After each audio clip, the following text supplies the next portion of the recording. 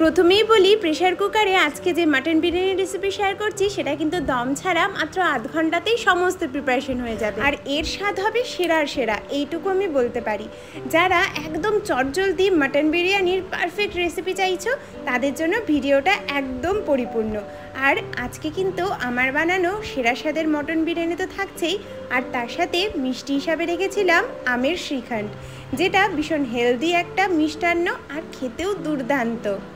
আমরা অনেকেই বিরিয়ানিটা একদম পারফেক্ট বানাতে পারি না, তবে একবার এভাবে বানিয়ে দেখো, প্রথমেই একদম পারফেক্ট বিরিয়ানি হবে।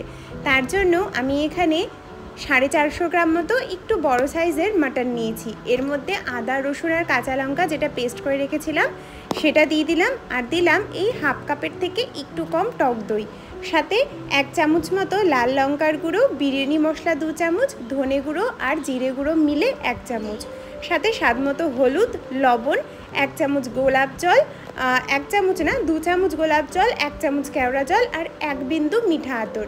এগুলো কিন্তু দিতেই হবে। এই সব কিছু ভালোভাবে মাটনের সাথে মেখে নিয়ে প্রায় 1 ঘন্টা রেস্টে রেখে দিতে পারো। আমি আধ ঘন্টা মতো রেখেছিলাম। বিরিয়ানি মশলাটা বাড়িতে বানালে সবচেয়ে ভালো হয়। তোমরা প্রত্যেকেই জানো বিরিয়ানি মশলা কিভাবে বানাতে হয়। যদি না জানো আমাকে বলবে, আমি ইনগ্রেডিয়েন্ট অবশ্যই তোমাদের বলে দেব।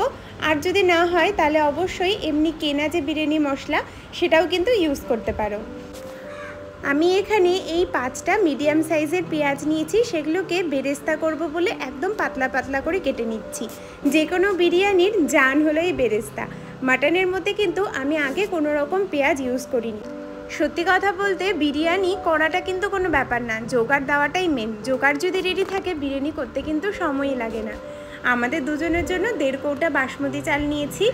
আমার এখানে একদম পারফেক্ট ব্র্যান্ডেড বাসমতি চাল দোকানে কিনতে পাওয়া যায় না, তাই লোকাল বাসমতি চালটা ইউজ করছি। তোমরা অবশ্যই ইন্ডিয়া গেট দুর্বারটা ইউজ করতে পারো, ওটা বেশ ভালো। এটা আমি কোনো প্রমোশনের জন্য বলছি না, এটা আমার নিজস্ব পছন্দ, তাই আমি তোমাদের বললাম। এইবার প্রেসার কুকারে সাদা তেল আর সামান্য ঘি নিয়েছি, আর 3টে আলুটাকে ভালো মতো লবণ দিয়ে একটু হলুদ করে ভেজে তুলে রেখেছি। এই তেলের মধ্যেই বেরেস্তাগুলোকে ভেজে তুলে রাখবো। মাটন বিরিয়ানিতে বেশি তেল লাগে না, মাটনের নিজস্ব তেল আছে, তবে প্রথমে বেরেস্তা ভাজার জন্য যতটুকু তেল দরকার ততটুকুই তেল দিয়ে বেরেস্তাগুলোকে ভেজে নিয়েছি।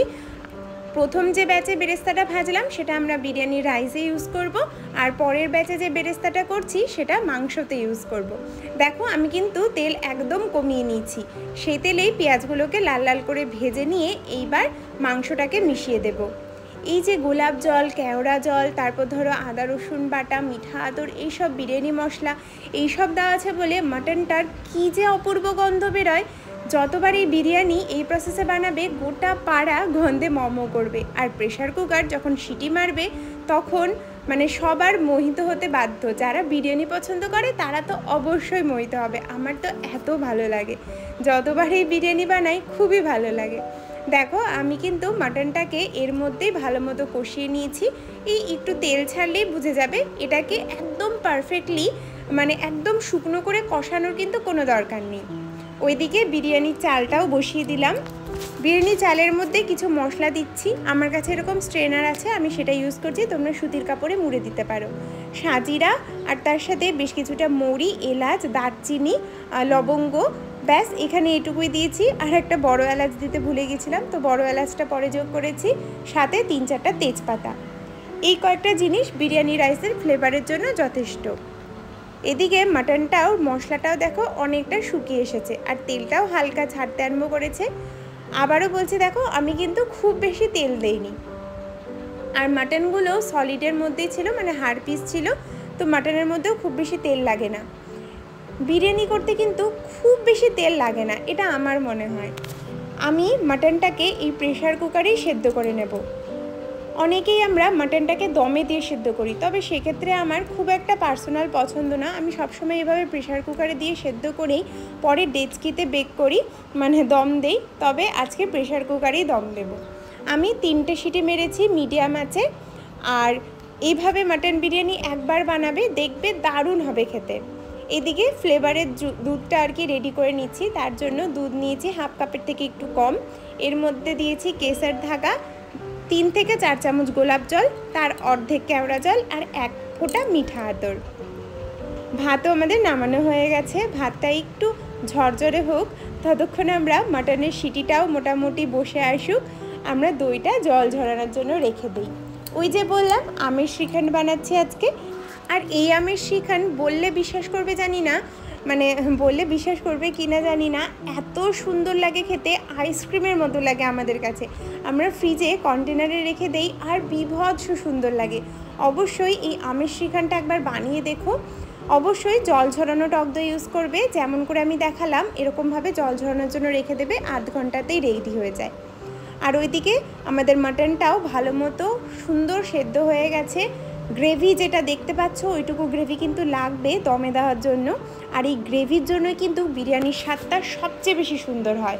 কাজেই গ্রেভিটা তুলে নেবে না, যতটা দরকার পরিমাণ মতো ততটা গ্রেভি রাখবে। আর যেমনভাবে আমি দেখালাম রাইস, তারপর বিরিয়ানি মশলা, সামান্য বেরেস্তা দিয়ে, আর উপরে সেই কেওড়া জল, গোলাপ জল মানে দুধের ফ্লেভার দেওয়া জল, আর বেশ খানিকটা ঘি, ব্যাস আর কিচ্ছু দেওয়ার দরকার নেই। এটাকে দমে আধ ঘন্টা মতো রেখে দেবে।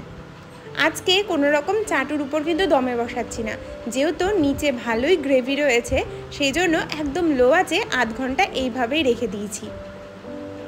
আর হ্যাঁ, প্রেশার কুকারে সিটিটা কিন্তু বের করে নেবে।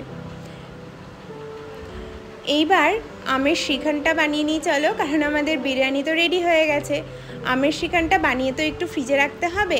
আর এখানে আমি একটাই মিডিয়াম সাইজের আম ইউজ করছি, সেটাকে মিক্সিতে সুন্দরভাবে পেস্ট করে নিয়েছি। দইটাও জল ঝরে গেছে, আর এর মধ্যে ফ্লেভারের জন্য দিয়েছি এলাচ গুঁড়ো। সব কিছু এবার ভালো মতো মিশিয়ে নেব। একটু টক বেশি লাগছিল, কারণ দইটা আমার 2 দিনের পুরনো ছিল। তোমরা টাটকা দই থাকলে এর মধ্যে মিষ্টি দেওয়ারও দরকার নেই। আমি এর মধ্যে 2 চামচ চিনি দিয়েছি, আর এটাকে ফ্রিজে মোটামুটি 1 ঘন্টা মতো রেস্টে রেখে দিয়েছি। এইটা যদি তোমরা ওভারনাইট রেস্টে রাখো তাহলে তো আইসক্রিমও ফেল, এত সুন্দর লাগে খেতে। আমাদের বিরিয়ানির রেডি, আর ওইদিকে মিষ্টির জন্য আমের শ্রীখণ্ড রেডি। বিরিয়ানির রাইসগুলো দেখে বুঝতে পারছো কতটা ফ্লেভারফুল হয়েছে। নিচের গ্রেভিটা একদম শুকিয়ে গেছে। আর এই বিরিয়ানির সাথে কোনো রকম গ্রেভি, কোনো এক্সট্রা আইটেম, কোনো এক্সট্রা চিকেনের আইটেম, ঝোল কিচ্ছু দরকার নেই, এতটা ফ্লেভারফুল হয় এটা। সিম্পল রাইস আর মাটন দিয়েই পুরো খেয়ে ফেলতে পারবে, আর কোনো কিছু দরকার নেই। আর তার সাথে বিরিয়ানির আলু তো আছেই। তো এইভাবে অবশ্যই একবার মাটন বিরিয়ানিটা বাড়িতে বানিয়ে দেখো। যারা যারা আমার রেসিপি দেখে ট্রাই করো তারা অবশ্যই ছবি শেয়ার করতে ভুলো না। আমাদের দুপুরে আজকে ছিল এটাই লাঞ্চের মেনু। সত্যি কথা বলতে বিরিয়ানি আমার কাছে এখন খুবই প্রিয় একটা খাবার। আর যখন ভালো কিছু খেতে ইচ্ছা করে তখন বিরিয়ানি বানাই। আর যেভাবে তোমাদেরকে দেখিয়ে দিলাম দেখো, বিরিয়ানি বানানো কিন্তু খুব সহজ, কোনো ব্যাপারই না। এইভাবে মাটন বিরিয়ানিটা বানাবে, আর অবশ্যই ছবি শেয়ার করতে ভুলো না। আজকের এই রেসিপিটা কেমন লাগলো জানাতে হবে কিন্তু। বিরিয়ানি প্রেমীরা কারা কারা আছো অবশ্যই হাত তুলবে। আর হ্যাঁ, কার কি বিরিয়ানি খেতে পছন্দ আর কোথাকার বিরিয়ানি খেতে পছন্দ সেটাও জানিও। তবে আজকে এটা কথা বলতে পারি, এই বিরিয়ানি কিন্তু অন্য দোকানের বিরিয়ানির থেকেও অনেক বেশি স্বাদের।